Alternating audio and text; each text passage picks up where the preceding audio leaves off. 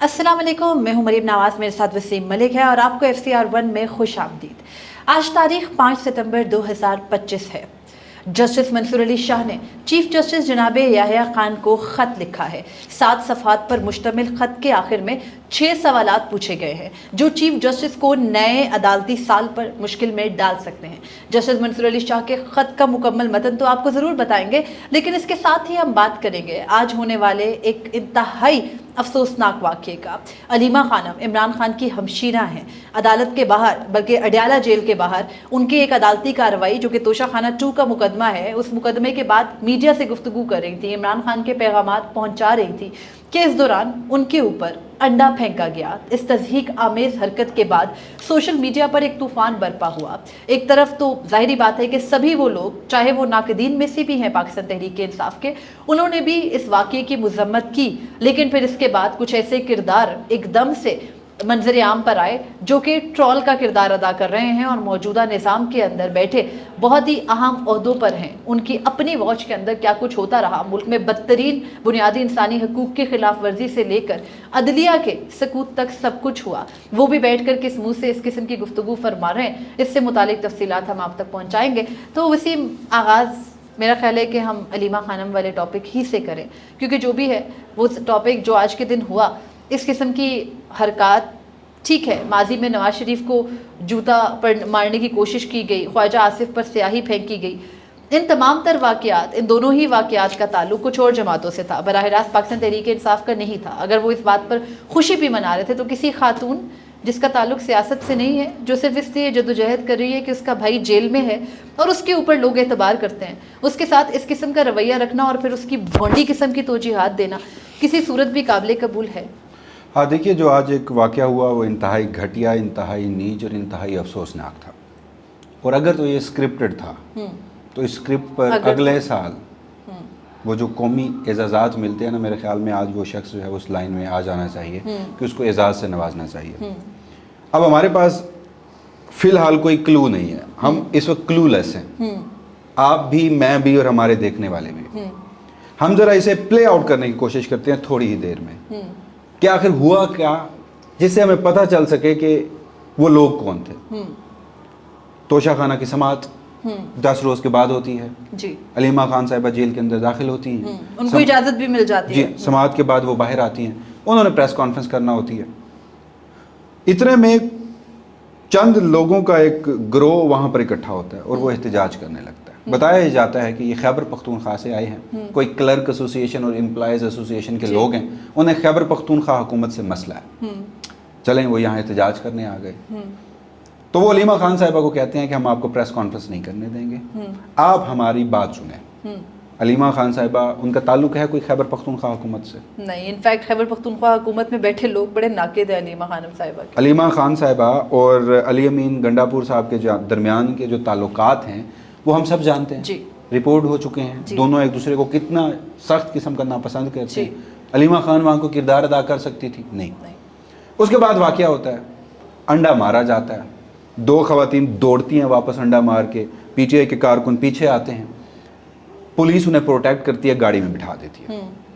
ये लोग कहते हैं कि गाड़ी से बाहर निकालो, हीट ऑफ द मोमेंट में लोग वहाँ पे गुफ्तगू करते हैं, गालिबन को शीशा भी मुबैना तौर पर उस गाड़ी का टूटा, जिसके बाद पुलिस उन्हें वहाँ से लेकर चली जाती है। चली इस तरह से जाती है, पहले पुलिस कहती है कि हमारी कस्टडी में गिरफ्तार किए गए।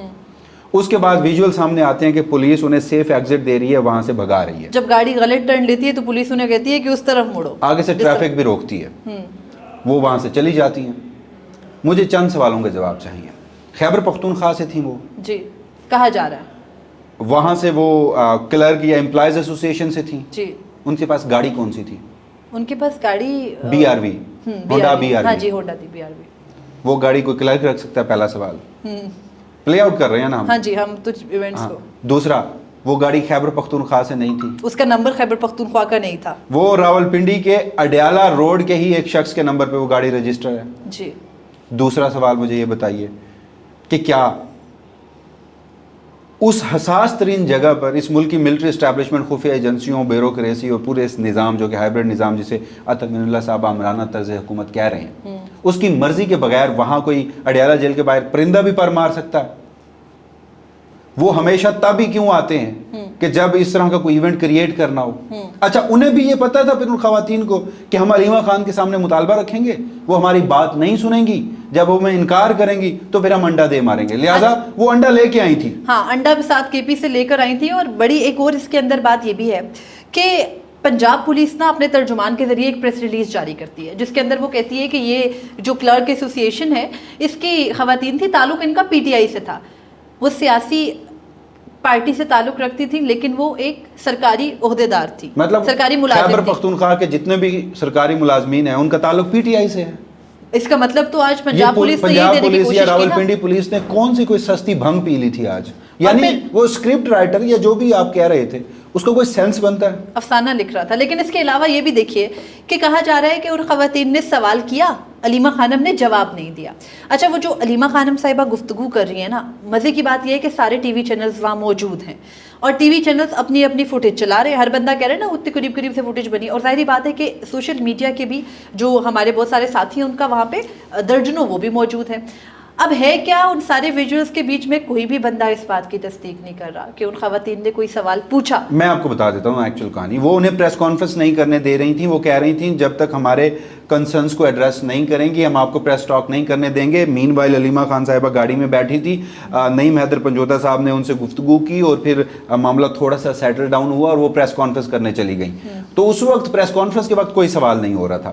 دوسری بات یہ کہ وہ تو پھر پنجاب پولیس کی جاری کی گئی جو سٹیٹمنٹ ہے وہ تو جھوٹی ثابت ہو گئی نا. جھوٹی.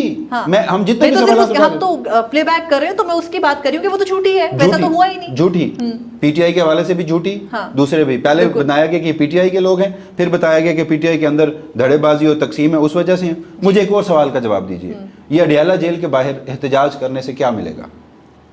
عمران خان بھی اگر کہہ دے تو علی امین گنڈا پور اس کے احکامات پر عمل درآمد کر رہا ہے. ان کو تو جا کے پھر کسی خفیہ ایجنسی کے دفتر کے سامنے احتجاج کرنا چاہیے. تو انہی کے توسط سے آئی ہیں نا, یہ انہی کے توسط سے آئی ہیں. اس سے قبل بھی ہم نے دیکھا کہ اکثر پی ٹی آئی کے روپ میں کچھ کارکن کبھی الیکشن کمیشن پہنچ جاتے تھے اکبر ایس بابر کے ساتھ, کبھی بشرا بی بی جو ہیں وہ نیب راولپنڈی پیش ہوتی تھی تو یہاں پہنچ جاتے تھے, کبھی یہ اڈیالہ جیل کے باہر پہنچے ہوئے ہیں. مجھے چند سوالوں کے جواب چاہیے. پنجاب کی کوئی کلرک ایسوسی ایشن یا کوئی امپلائیز ایسوسی ایشن جو سرکاری ملازمین ہیں, انہیں اگر کوئی گریوینسز ہیں تو وہ مری میں جا کر نواز شریف صاحب کی رہائش گاہ کے باہر کوئی احتجاج کر سکتے ہیں؟ پہلا سوال. دوسرا سوال, اگر یہ شریف فیملی یا زرداری فیملی کی کسی خاتون کے ساتھ خدا نہ خواستہ ایسا ہوا ہوتا تو ان جنہوں نے انڈے مارے ہیں ان کو ایسے پولیس پروٹیکٹ کر کے سیف ایگزٹ دے رہی ہوتی؟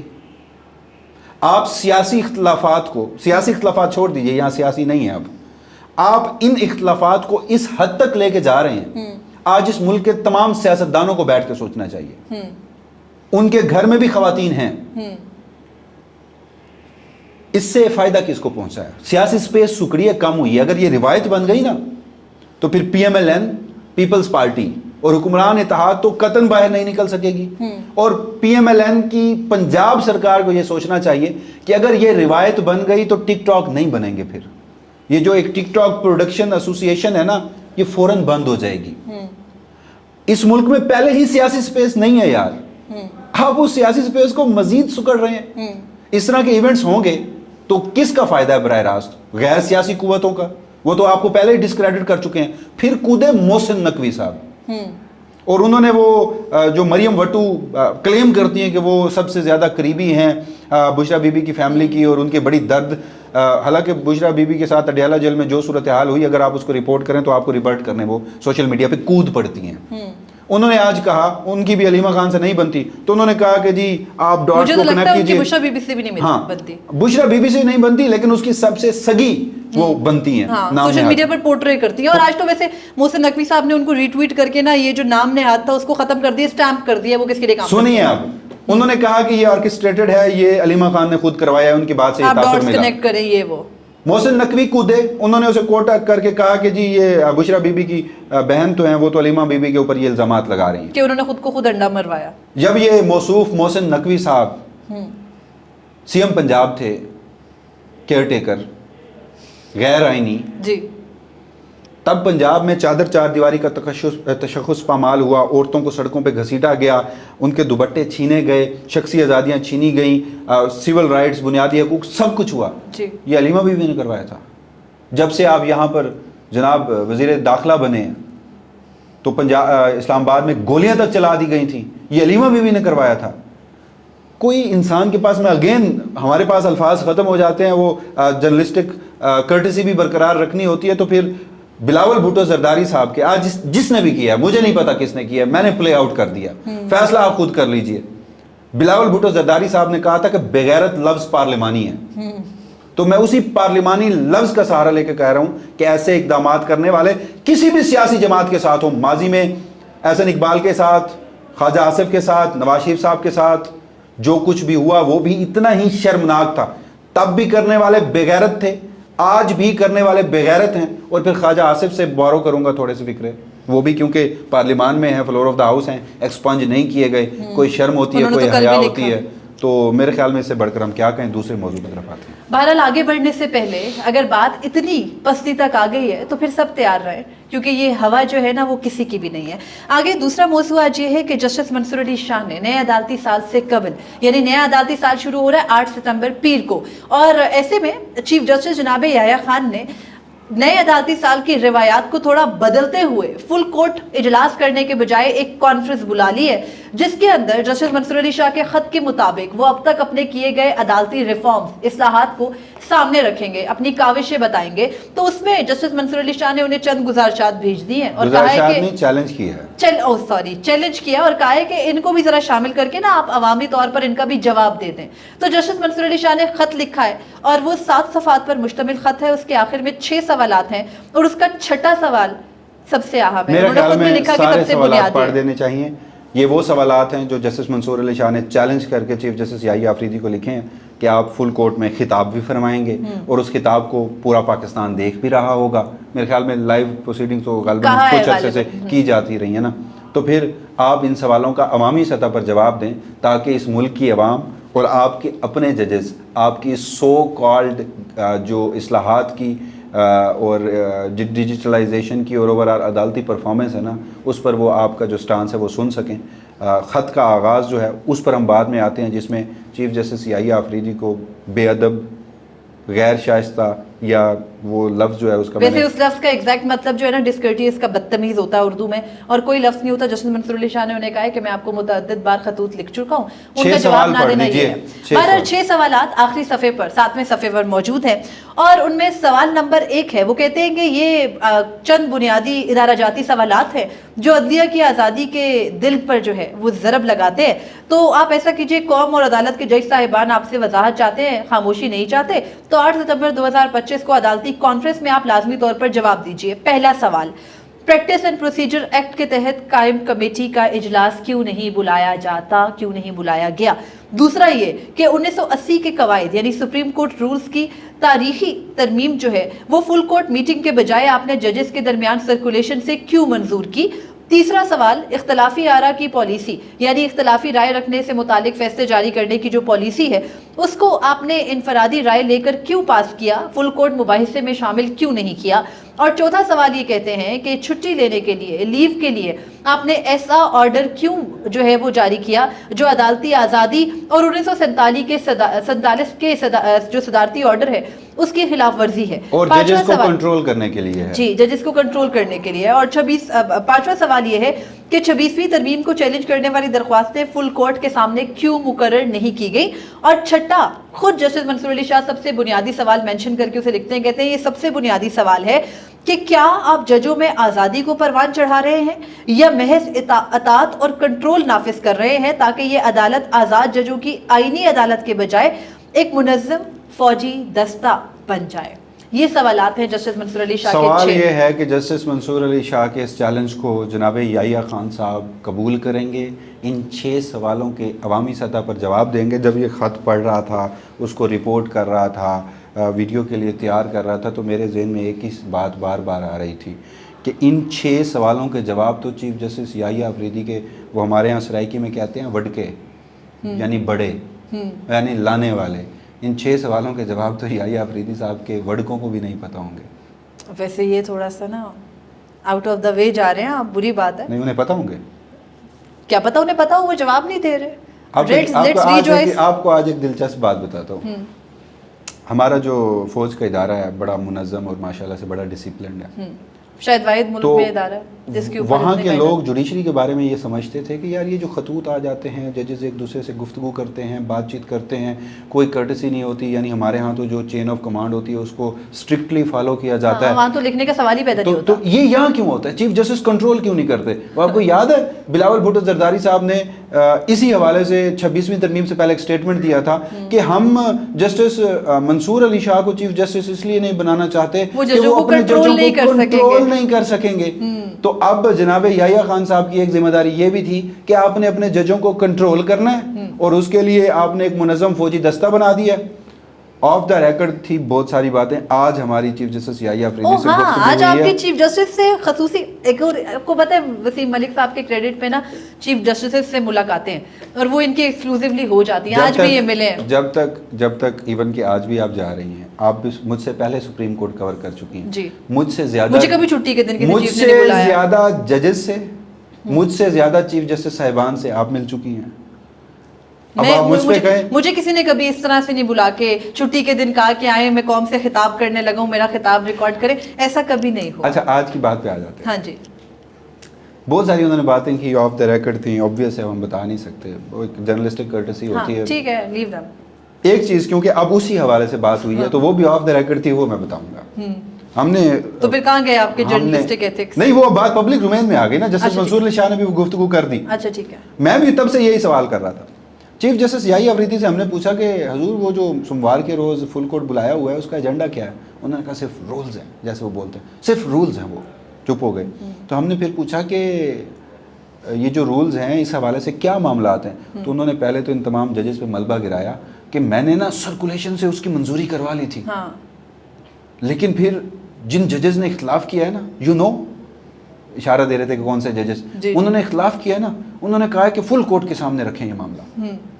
लेकिन हमने 15 दिन दिए, उन जजेस ने कोई अपनी तजावीज़ नहीं दी। अच्छा। और मैं फुल कोर्ट के सामने ना रखता, मेरे पास तो कोई तजावीज़ आज तक नहीं आई। लेकिन फिर वो सुप्रीम कोर्ट बार एसोसिएशन के सदर साहब ने मुझे तजावीज़ भेजी तो ये मामला मैंने फुल कोर्ट के सामने रख दिया। यानी सुप्रीम कोर्ट बार के सदर रऊफ अता चीफ जस्टिस के स्टेचर के बराबर के जजेस से। दूसरी बात सुन लें, आपकी बात भी यहाँ ठीक है, oh my God, यहाँ पे आपकी बात भी ठीक है। अगर वो ना भेजते तो ये फुल कोर्ट के बगैर रूल्स मंजूर हो जाते। ज़ाहिरी बात है, इस्लामाबाद हाई कोर्ट में भी हुए हैं। आप हैरान क्यों हो रहे हैं? मैं जो जस्टिस सरफराज ढोकर की ना एक स्टेचर है, मैं एटलीस्ट आज भी नहीं उनके स्टेचर से ज्यादा मैं चीफ जस्टिस याह्या खान के स्टेचर को मानता हूँ। अच्छा। इस तनकीद के बावजूद भी। अच्छा। इस तनकीद के बावजूद भी। ओके।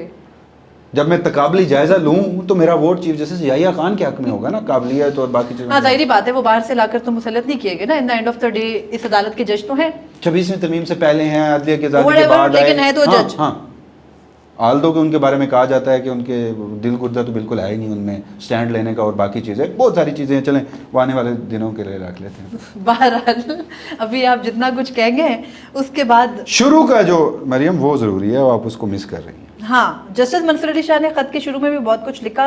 वसीम साहब ने कहा कि सिर्फ सवाल पढ़ने हैं, तो नहीं वो सवाल तो हमने पढ़ लिए। मैं खत का शुरू का जो मतन है ना, लेकिन वो थोड़ा सा मैं आपके सामने नाजरीन रख देता हूँ। जस्टिस मंसूर अली शाह ने चीफ जस्टिस याह्या अफरीदी से मुखातिब होते हुए फरमाया कि हजूर, मैं आपके बाद इस अदालत का सीनियर तरीन जज हूँ। हालांकि वो उनसे पहले भी थे, लेकिन कर्टसी में उन्होंने लिख दिया। और ये पहली लाइन में लिखने का मतलब यही है वैसे। हाँ, फिर वो कहते हैं कि मैं आपके बाद इस अदालत का सबसे सीनियर तरीन जज हूँ और उस जज के तौर पर मैं ना चाहते हुए भी आपको खत लिख रहा हूँ। क्यों लिख रहा हूँ? क्योंकि मैं एक नागुज़ीर इदारा जाती जिम्मेदारी पूरी करने के लिए कर रहा हूँ। मुझे ये ख़त लिखने पर मजबूर करने वाली बात जो है वो ये कि आपकी मुस्तकिल और मुकम्मल मसाइल को नज़रअंदाज करने की आदत है। मेरे बार बार के खतूत और तहरीरी राब्ते जो मैंने ज़ैल में दर्ज मसाइल पर गुफ्तगू के लिए आपको भेजे हैं, आपने उन्हें सबको नज़रअंदाज कर दिया है। ना एक बार भी मुझे कोई तहरीरी जवाब मिला है, ना ही ज़ुबानी। चीफ जस्टिस की तरफ से अदालत के सबसे सीनियर जज को यह खामोशी महज बदतमीजी / बेअदबी / नाशाइस्तगी اب اس لفظ کا جو ایکچوئل مطلب ہے میں نے تینوں بول دیے ہیں, آپ خود اس کا اندازہ لگا لیجئے گا. یہ خاموشی محض بدتمیزی نہیں بلکہ اس عدالت کی ہم آہنگی کی روایت کو نقصان پہنچاتی ہے اور اس ادارہ جاتی شائستگی کے خلاف ہے جس کے بغیر کوئی آئینی عدالت اپنا کام جاری نہیں کر سکتی. پھر وہ کہتے ہیں کہ جب نیا عدالتی سال 2025-26 8 ستمبر کو شروع ہو رہا ہے, آپ نے ایک عدالتی کانفرنس طلب کی ہے. وہی بات کہ آپ اپنے ججز کو اور عوام کو یقین دلائیں کہ آپ واقعی اصلاحات اور ویژن اور شفافیت اور آئین کی پاسداری پر قائم ہیں. آخر میں وہ لکھتے ہیں کہ حضور یہ خط کسی ذاتی شکایت کے طور پر نہ سمجھا جائے. خط ایک باوقار اور ذمہ دارانہ حیثیت سے لکھا گیا ہے. آپ کے چیف جسٹس آف پاکستان بننے بریکٹ میں 26 اکتوبر 2024 کی تاریخ سے اب تک میں نے سب سے زیادہ یعنی 3956 مقدمات کے فیصلے کیے ہیں اور 35 رپورٹڈ ججمنٹس جاری کیے ہیں جو اس عدالت کی تاریخ میں بلند ترین اعداد و شمار میں شامل ہیں. یہ ہم بھی متعدد مرتبہ رپورٹ کر چکے ہیں کہ 26ویں آئینی ترمیم کے بعد اس ملک کی جوڈیشری میں بالخصوص سپریم کورٹ میں جو کام سب سے زیادہ کیا ہے وہ جسٹس منصور علی شاہ نے, اور جو کام سب سے کم کیا ہے وہ چیف جسٹس یحییٰ آفریدی نے کیا. باقی انہوں نے آگے آپ انہوں نے یہ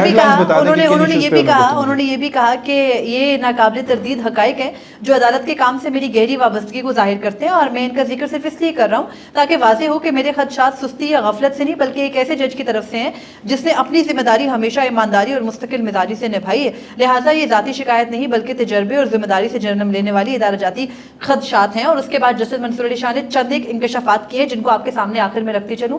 سب سے پہلے انہوں نے یہ کہا کہ جب سے چیف جسٹس جناب یحییٰ خان نے اقتدار سنبھالا ہے نا, سپریم کورٹ کا چیف جسٹس کا منصب سنبھالا ہے, تب سے ابھی تک پریکٹس اینڈ پروسیجر ایکٹ جس کو انہوں نے خود بھی اپہیلڈ کر کے نافذ کیا تھا اس کا ایک بھی فارمل اجلاس نہیں بلایا گیا بلکہ وہ خود ہی کاز لسٹ بناتے ہیں, ججز کو بھیج دیتے ہیں. ظاہری بات ہے وہ کاز لسٹ جب بن جاتی ہے تو اس کے بعد ججوں نے صرف دیکھنی ہوتی ہے. وہ جس ایک معاہدے سے جو آئین کو تو عمرانی معاہدہ کہتے ہیں نا جی, لیکن آئین سے بھی اوپر جو اس ملک کی ایک طاقت ہے اس کے اور چیف جسٹس یحییٰ آفریدی کے مابین جو معاہدہ تھا وہ آئین قانون رولز اس سے بہت بڑا ہے. بہرحال اس کے بعد انہوں نے یہ بھی کہا کہ آپ خود ہی بینچ بنا لیتے ہیں اور آپ کوئی ڈسکشن نہیں کرتے جبکہ ضرورت ہے ڈسکشن کرنے کی. اور پھر انہوں نے یہ بھی کنسرن شو کیا, سیم اسلام آباد ہائی کورٹ والا ایشو ہے. وہ کہتے ہیں آپ سینئر ججز کو 2 رکنی بینچز میں بٹھاتے ہیں اور جونیئر ترین ججز پر مشتمل جو ہے وہ آپ 3 رکنی بینچز بناتے ہیں اور تمام امپورٹنٹ کیسز آپ جونیئر ججز کو دیتے ہیں. وہ کہتے ہیں کہ آپ کے اس اقدام کا مطلب صرف ججز کو کنٹرول کرنا اور ان کی ایفیشنسی کی بنیاد